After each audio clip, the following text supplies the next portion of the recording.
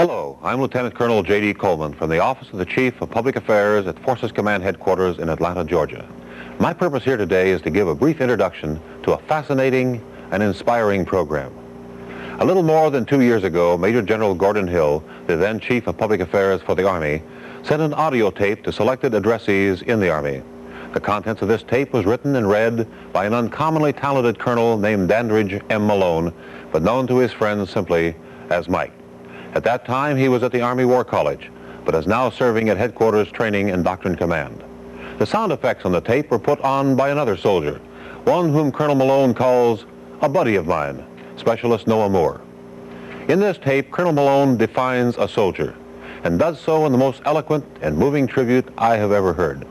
He was motivated to do this because of his concern that altogether too many people were buying the currently circulated myth that soldiering was just another job.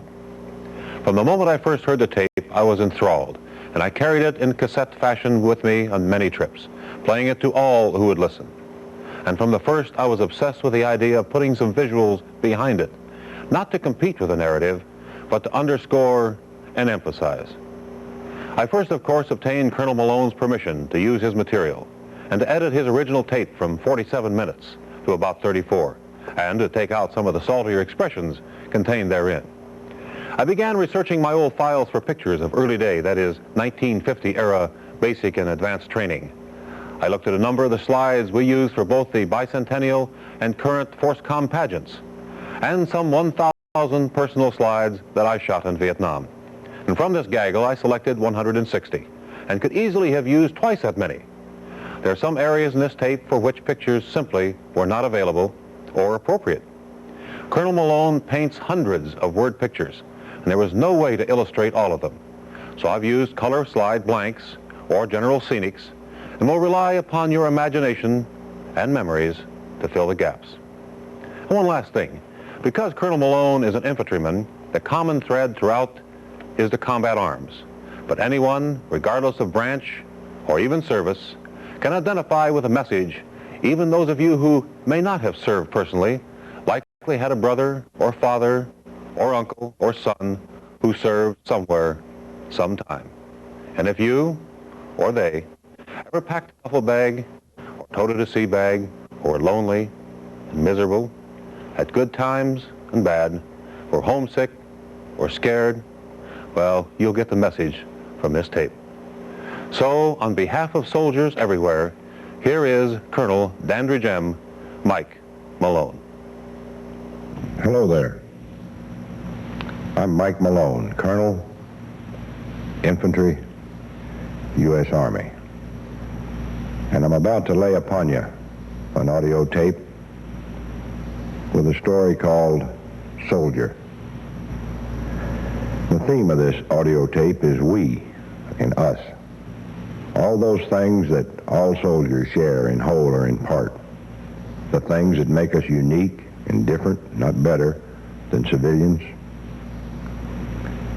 And I hope that the message of we and us transcends rank and color and sex and experience and branch and MOS, because I think these shared memories are ours, we soldiers, you and me. Now, there's only one way to get the message I'm about to lay on you. You got to settle back in your chair and get comfortable and turn the lights off and close your eyes, and then let your mind drift back across the distant reaches of your memory, back to the beginning, and then listen and follow me. A soldier is a boy, now a man, telling his ma and his father and his brothers and his sisters and his girls and his friends that he's going in. A line of silent young men sitting on benches in the recruiting station, promises of a boundless future, of stripes and bars and education and retirement and medical care and PXs and commissaries, many forms of many shapes and several colors, signed right by the recruiter's little old X, with little comprehension and a world of faith. The long ride on the Greyhound and the loud, boastful, hollow, pitiful tales of touchdowns scored and money made and women conquered. The initial silence and uneasy jokes when the MP waves the bus through the gate of the 1st Army post, and loud sergeants with clipboards and lists of names. You people, get over there. Young men with special problems, trying to get an audience with authority. The first shattering look in the mirror after the barbers, smirking, have done their deed. The fast flight of the Flying 20. Uniforms that will shrink or you'll grow into. The consolidated mess and the new buddy on detail scraping trays. The first clumsy attempts to spit shine a boot. The impossibility of carrying a duffel bag with a shoulder strap. The breakup of newly established, desperately needed friendships. The first ride in a covered deuce and a half with dust rolling in over the tailgate. The company area and the man, and the first awkward and ragged formation, the countless and incomprehensible rules, and the fear and the insignificance. And long rooms with posts down the center, and lined up rows of lockers, and lined up double-deck steel bunks with bare webs of wire springs, and lined up side-by-side commodes. The schemes, arguments, threats, and bargains about the relative merits of upper and lower bunks. The cold impersonability of supply corporals, the haughtiness of cooks behind serving tables in the mess hall. Sad, lonely, aching, hot and wet-eyed homesickness, and the probing flashlight of the CQ, searching for the white towels on the bedfoots of the KP detail. The quick flicker of time between lights out and reveille. The pre-dawn formation, dimly lit by 40-watt firelights. And dark shapes of men numbly silent except for shuffling feet and sniffles and coughs. And the hard, flat, unquestionable barks of the first sergeant. Not so fast there, Rodriguez, with his clipboard at his chest and his pencil making checks. Thighs sore from high jumper, heels and tendons aching from new boots, shoulder black and blue from the KD range, licking and sticking in Maggie's drawers and cold, sour, smelly target paste. The wonder, the magic, the confusion of Army weapons and equipment. Good morning, men. Good morning, Sergeant. Today we will cover the nomenclature and function of the M1A1. And huge mock-ups and great charts and scratchy movies of frostbite horrors and things venereal, and sergeants' names on podiums and officers standing in the rear by old Herman Nelson. And the downright haunting beauty of Jody, sung by unseen troopers moving somewhere out there in the dawn. Jody's got your gal and gone. The joy and strength and oneness of boots pounding the pavement at a steady 180 per. A young recruit with all his teeth pulled and the tears in his eyes not from the pain. Sleeping on the springs with the mattress rolled late on a Friday night. Empty boots standing side by side, laces tied. Unneeded razors and toothbrushes and bars of soap all alike lined up with a string. Pictures for the family with uniform and American flag in the background and a too big hat. The company photo with Cadre in the front row, CO in the center, and the old guide on. The yearbook, the duffel bag, the AWOL bag, the spit-shine shoes, and that first leave form, signed. The strength of a mother's hug, the wide-eyed and unashamed admiration of little brothers and sisters, the old dog excited, peeing on the rug. Dad, a fellow man, and home cooking too much and force-fed. A contrived meaning for SOS, and outrageous lies and war stories of mean sergeants and physical agony and special buddies. The smooth escape of an errant four-letter adjective. The strange feel of driving a car again. Excitement and anticipation at the sweetheart's front door. And the warmth, the wonder, the fragrance, and the dizzy feeling of the first kiss. Pride in the uniform and visits to the recruiter and favorite teachers and coaches and buddies and old hangouts in the main street, and the careful nonchalance in response to friends. My, how you've changed. The inexorable, too fast passage of squares on the kitchen calendar, the Last Supper, the manila envelope with records and orders and last name first, and that goddamn unmanageable awkward son of a bitchin' duffel bag, and the late night last possible Greyhound, and the darkness and the sadness, and the loneliness, and the big dog moving through a rainy night. Sergeants with clipboards and classrooms and more equipment and more charts and officer instructors. Remember, the life you save may be your own. And more tests and a payday night on the neon strip and country music and tough women with hard eyes and sateen skirts and tiny tattooed butterflies. A fight with civilians out in a parking lot. Man, I ran away from home when I found out my mother was a civilian, and stomping and kicking and slicing with antennas torn off cars and not being able to hit a guy hard enough, and a broken nose and a black eye and a cracked tooth and scraped knuckles and a morning hangover and a headache and bragging and lying and the melancholy of Sunday night horse cuts and beans. And bulletin boards with 3 sections and little lettered label signs done by a company artist found by the first sergeant. Papers posted in perfect alignment and lined up lists of names and by orders of and fancy, affected, unreadable signatures and the strange mathematics of detail rosters. A post-theater graduation ceremony with flags and chairs, steel, folding OD on the stage. A colonel reading a speech. The pumping adrenaline and thundering heart are standing in line to shake hands with the general. The agony of trying to remember. Shake with the right above or below. Take with the left or right below or above. The smile and glittering stars coming closer.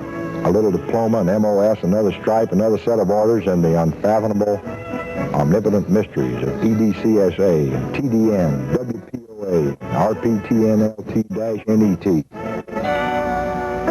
And again, the damnable duffel bag and home and sweetheart and time passing and goodbyes and a new Army post, the loss of identity and significance and personal worth at the replacement depot, the insecurity, the boredom, the telephone bargaining for good deals by NCOs and officers, the new unit and the company sign with a smaller sign beneath, no AWOLs in 43 days, and a brass-tipped Brasso guidon, and outside the orderly room, the full-length mirror with a sign on the glass. Soldier, check yourself, which gives the soldier personal significance and a gift of trust and confidence. And inside the orderly room, another sign which takes it all away. A unit does well only those things the boss checks. Revelries and classes and details, guard mounts and guard posts and guard paddles and trying to surprise the OD on his 0300 hours inspection tour. Bitch sessions with the CO, who calls them something else. IG inspections and pre-IGs and pre-pre-IGs, officers and NCOs with endless checklists, paint, and clean new paperwork and the trading value of acetate and green tape and sheets of plywood. Long weary hours of cleaning and shining and extra equipment hidden in ventilator shafts. Convoys rolling out past motor pool gates, past NCOs with clipboard, past officer jeeps with long antenna. Steady speeds and equal distances and lieutenants with strip maps and compasses and march tables and hesitancy and what they call route conferences with their NCOs. Long marches at night and red flashlights and the unrelievable bite of shoulder straps and feet up on packs at breaks and foot powder and NCOs checking and dark platoon leaders whispering encouragement. The mystery, authority, and unseen strength of a jeep approaching quietly with cat eyes. Tense last-minute checks and green star clusters and leaders shouting and cursing in the fog and half-light of dawn. The acrid gagging smoke of smoke grenades. The crack of M80s. The whistle and boom of artillery simulators.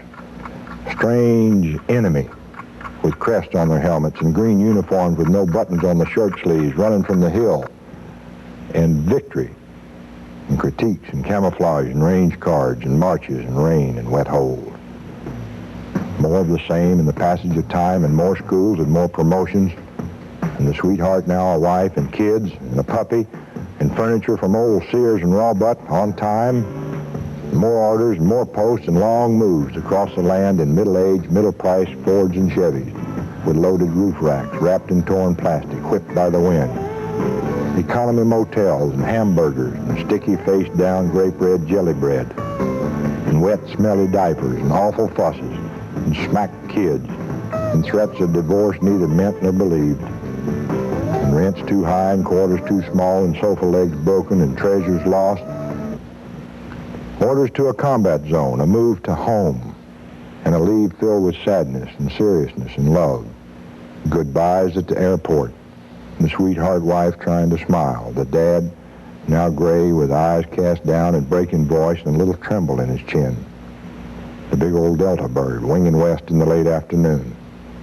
The sadness, the loneliness, the thoughts of little children, and a certain thing they once said, and a certain way they once looked.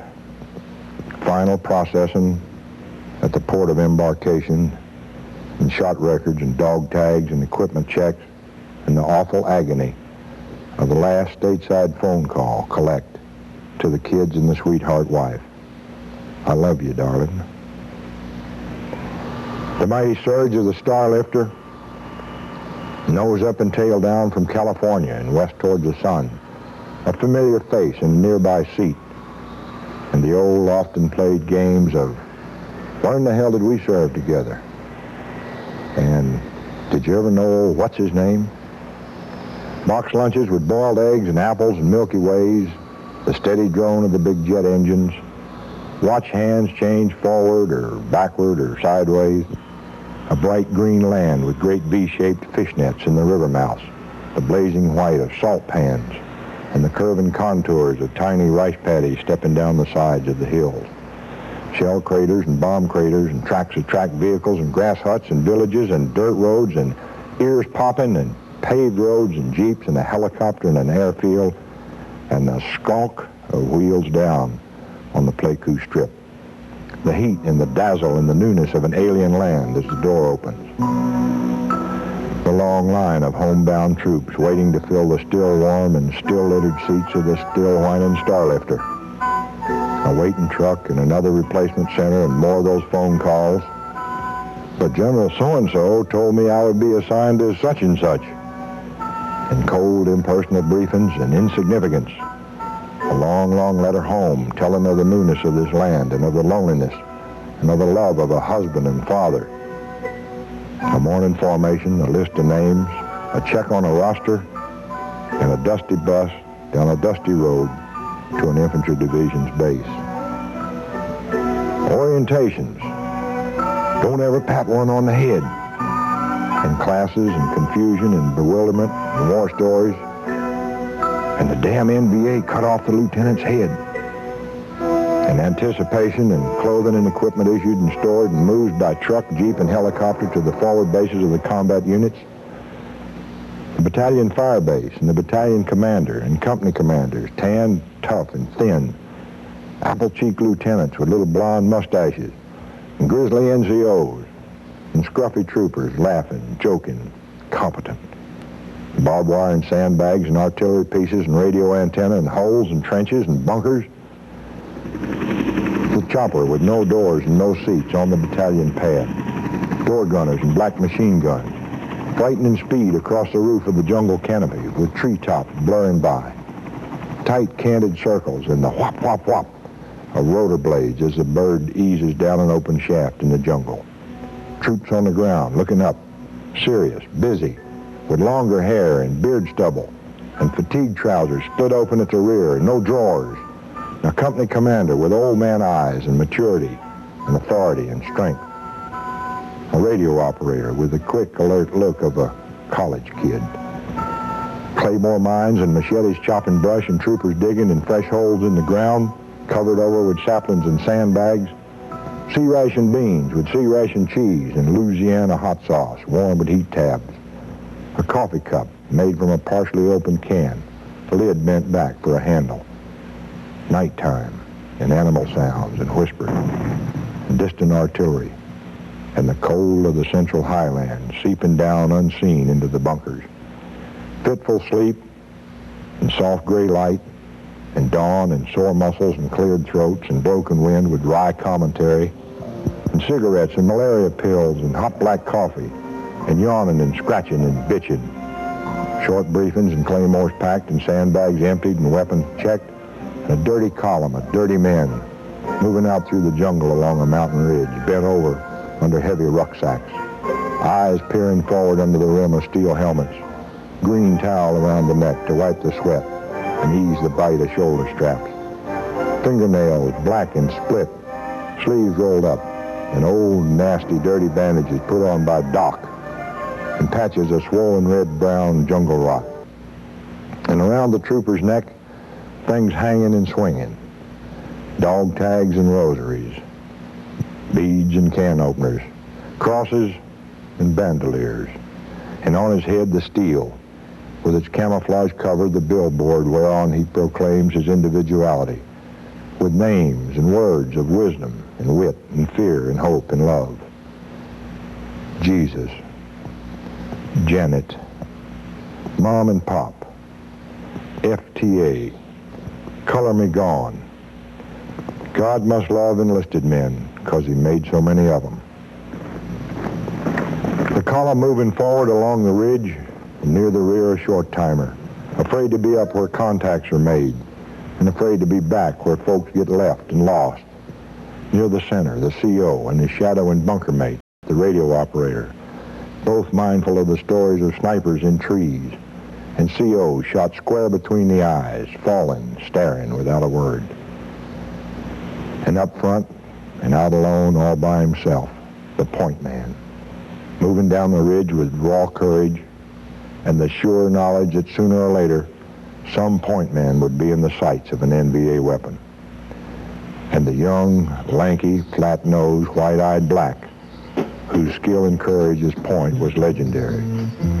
Man, they called that cat the Cat, and who time and again volunteered to walk in other men's boots.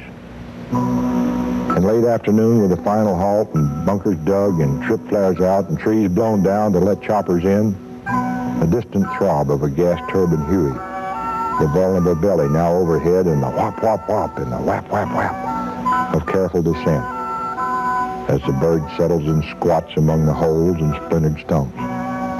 Dirt and paper and maps and leaves and ponchos and green T-shirts whirling everywhere, and the angry, nervous voice of the pilot. 6, this is Ghost Rider. Will you clean that goddamn crap off the pad? A trooper with all his gear jumping from the skids and running to the edge of the pad, bent low with one hand on his steel. Boxes of banded C's with half moons on the side, and demolitions, and chainsaws, and rope, and a case of beer, and a box of grenades, and great big orange bags of mail, and letters, and longing, and a little boy in an Easter suit. And another night, and another day, and many more just the same. Curious blends of monotony and tension and physical exertion, and a special sort of discipline marked not by shine shoes and short hair and salutes, but by proficiency and dependability and automatic habits of combat never learned in any damn school. The moving column and the noonday break, the cold seas lunch, and the old CO with his boots off and his feet in the sun. The powerful, pungent, scrungy, skanky smell of feet and socks too long together. And rucks up once again on bent young backs, and jungle boots and jungle fatigues down a jungle trail. And way up front, the sounds of contact, at first tentative, like firecrackers on the 4th, and then the staccato burst and the thumps of grenades and the building crescendo. Excited voices on the radio. John, get the hell up here. Men dropping to their knees, rolling out of rucksacks and moving forward behind NCO. A helicopter overhead, suddenly on the scene, whopping and circling. A gradual fade of the fire to the front. The troopers squatted down, looking around, alert and afraid and big-eyed and ready. And the CO on the radio. Ranger, this is 826. 3 NVA in a bunker. We killed 2. We got 1 KIA. Request dust-off to take him out. Dead little men in khaki clothes and entrenching tools with whittle handles and short black hair and 2 big helmets and 2 long belts. Troopers searching for pistols and papers and insignia and souvenirs. Splotches of fresh red blood on the ground and on the bushes leading down the hill. A dust-off bird hovering up above the jungle canopy with its winch cable hanging down to the ground. The lifeless body of the young black point man, lifting and turning slowly up into the bird. Web straps under arms, head hanging down, feet together. A spooky night, and deeper holes and more flares and more alertness, and the deafening, splitting crack of protective artillery registered nearby, and briefings and patrols, and excited reports of fresh tracks and new commo wire, and recently emptied enemy holes, and 7 NVA seen running down a trail. Another company coming in, and more trip flares and claymores and concertina, and artillery pieces slung under big, fat, bug-eyed hook birds, and helicopters, and colonels and conferences on stumps and ammo boxes. And all night long, the rumbling thunder of the great arc lights out across the valley, ripping life and limbs and sap from trees and men. A huge jolting explosion close by, and then more. And then the firecracker sounds, and the flashes everywhere in the pre-dawn dark. And all around, the snap, snap, snap, snap, snap, and the whir and whack of frags. Men running and yelling, and some already groaning, and flares popping up above. The blue fireballs of NVA tracers moving slowly at first, then zipping by. Small, dark figures coming forward in ones and twos up the hill, outside the wire, and into the wire, and through the wire, and into the bunkers. And fire and explosions and the trembling earth and dust and great geysers of dirt and boards and boxes and bodies flying through the air. And on the radio, the fear and the fire and the fury. Ranger, my eyes, I'm hit, I can't see. Please, somebody help, I can't see. This is Grenadier. We've got 2 companies outbound and proceeding to your location. Where can we put them in? 2-6 Alpha, we got to have ammo ASAP. Pete, see if you can move those wounded up behind the CP. Ranger, they're pulling back. And on through the grim hours with the noise and the snaps and the whirs and the whacks and the yelling and the thunder and the fire and the smoke and the dust, and the troopers darting and crawling and throwing and shooting and cussing and dying and bleeding, and the big old phantom birds screaming down behind the hill to lay their nape, and the artillery pounding steady, and the fingers of the dead trooper slowly growing stiff as his hoping buddy holds his hand. And dawn at last, and exhaustion and relief and victory. And the grotesque everywhere clusters of ragged dead enemy outside and inside the wire. And big Tiny crushed under fallen timbers in a bunker. And old Smitty, who honestly enlisted to fight a second time for his country, lying there trembling with one eye gone and his hand reaching out. And the handsome recon platoon leader, Steve the Stud, blown all to hell by a rocket. Him and his doc, too, when the last reserve of medics and radio operators and headquarters guys had gone without question to help old Company D. And the strange smell of belly wounds and all those damn bloody bandages and all the troopers, dead and silent and still under ponchos, lined up for the last time on a ragged line of litters by the pad. And shot up companies dragging their weary, wore-out asses aboard the birds in the rear area, and rest and refit and more of the same, jungle and rain and mines and ambush convoys and the red dust and tall bamboo of Pleiku and Doc Peck and Doc Toe. Assault helicopters on short final, the artillery shifted, the firecracker sounds down below on a hot LZ, the gunships making their staccato runs, and scared, grim troopers, weapons ready, beads dangling, sitting in the open doors of another chopper flying right alongside. And still more, day after day, with time growing short and odds running out and buddies dead or medevaced, and night patrols and fire bases and combat assaults, and that always dreaded shout, "Incoming!" And captured NVA with Time magazine articles, and the splendid victory of Tet, with hundreds of NVA lines scattered in heaps and windrows outside Khartoum. And the victory strangely, puzzlingly lost, somehow, somewhere, up in the airwaves of the 10,000 miles between Khartoum and home.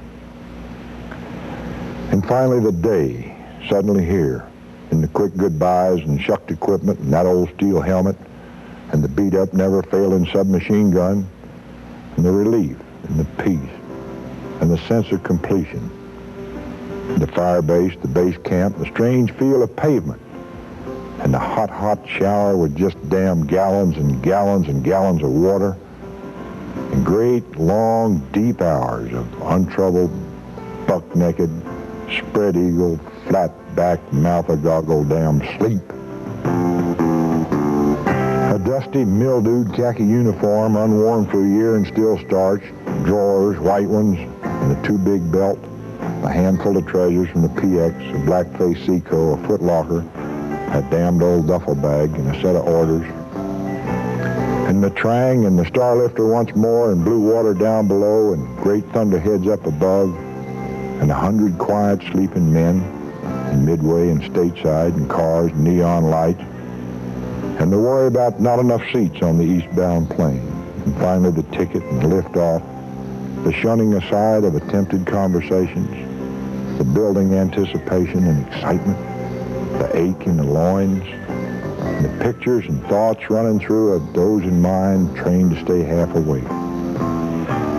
Kansas City, and St. Louis, and Atlanta. Man, if you die and go to hell, you got a change in Atlanta. And the skronk, and the bags, and the cab, and the street, and the house. Shrieking, flying, socks down children, and screen doors banging, and khaki knees down in the grass, and somehow 4 little precious people held close and tight and fiercely and long.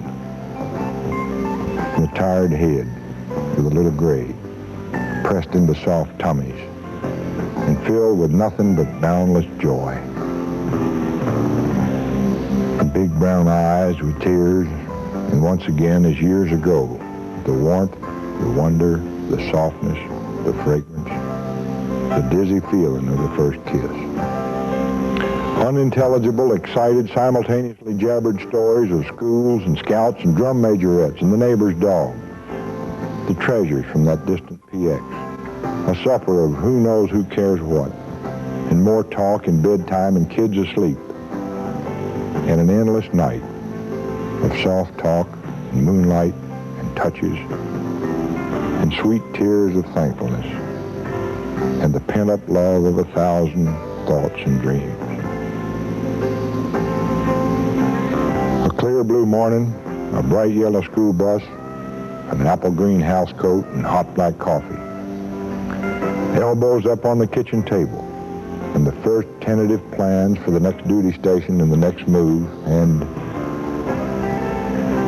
if all these wondrous things which thousands of us share in whole or part can, by the mindless logic of a soulless computer programmed by a witless pissant ignorant of affect, be called just another job, then by God, I'm a sorry, suck-egg mule.